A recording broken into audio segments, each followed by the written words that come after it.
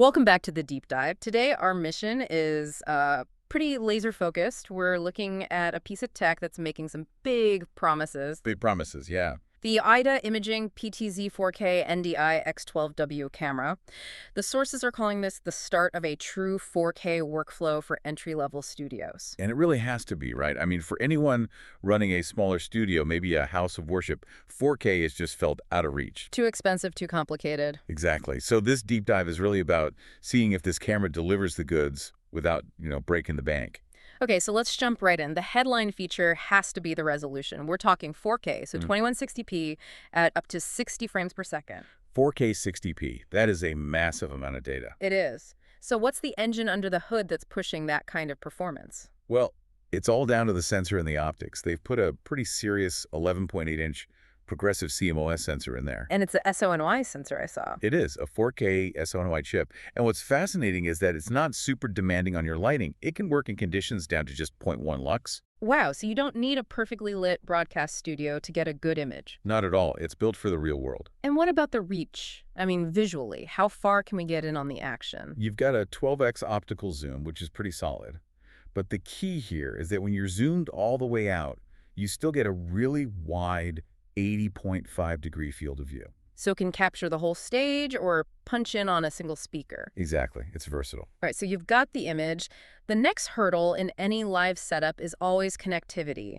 How do you get that signal out? And this is where the camera really starts to separate itself from, say, a high-end webcam. It's built for professional workflows. It's got NDI-HX. For low latency streaming over the network. Right.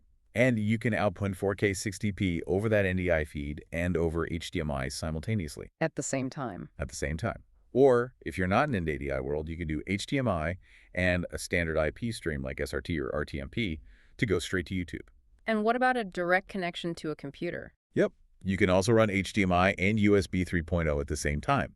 It turns into an incredibly powerful 4K webcam in that scenario. I love that they simplified the physical setup, too. It's got PoE plus.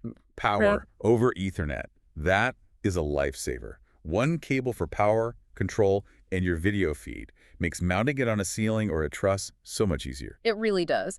Now, let's talk about the feature that you called really interesting before we started, the built-in intelligence. Yeah, this is the differentiator. It has AI-powered automatic target tracking. Based on a facial algorithm, so it finds a person and just follows them. It does, and it does it smoothly. It's not jerky. For an entry-level studio, this is a total game changer. It's like having a dedicated camera operator. You don't need someone sitting there with a joystick. Nope. You set it, and the AI becomes your second camera op. It tracks across a huge range, 340 degrees of pan. And there's another benefit to having that big 4K sensor, right? Even if you're only streaming in 1080p. Absolutely. This is a great point. When you downscale from 4K to 1080p in camera, you're oversampling the image. The result is a noticeably sharper, cleaner, full HD picture than you'd get from a native 1080p camera. So you're future-proofing your workflow and getting a better product today. Precisely. Okay, so this all sounds great. Let's get to the practical side. The cost. The list price is $1,940. Right. But we have to add a really important piece of context to that number. What's that? That price, the $940, already includes a new 15% tariff that AIDA just added. It went into effect on October 9th, 2025. So if you see it for cheaper somewhere else, that price might not be up to date. It's very likely not. This is the new financial reality for this piece of gear. So when you look at that price, you're getting the 4K PTZ with the AI tracking, a 2-year warranty, and it's TAA compliant. Which is important for government contracts, right? For sure. So it's a really complete package. A compelling one. So I guess the final thought we should leave everyone with is this. If a 15% tariff is now just baked into the cost of professional AV equipment like this, how does that start to shift your thinking? How does it change the global cost comparison when you're planning out your next big purchase?